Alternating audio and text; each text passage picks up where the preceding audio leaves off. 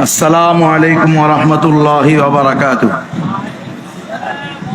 ইন্নাদ দীনা ইনদাল্লাহিল ইসলাম।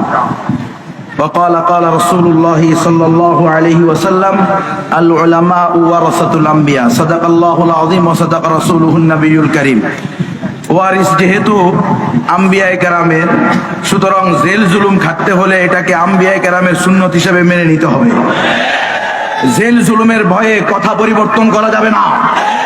Jail জুলুমের ভয়ে মুসলমানদের ইসলামী সিলেবাসকে নাস্তিক্যবাদের সিলেবাসে পরিণত করা যাবে না। যারা জেল খাটতে তৈরি নাই, যারা ফাঁসিতে ঝুলতে তৈরি নাই, যারা গুম হইতে তৈরি নাই, তারা হেফাজতে ইসলামের নেতৃত্বে থাকবেন না, তারা মুসলমানদের বেফাকের নেতৃত্বে থাকবেন না। যদি থাকতে হয় নিজের জান, নিজের মাল, নিজের সন্তান, নিজের বংশ সব কিছুকে প্রয়োজনে রিস্কে ফেলতে হবে।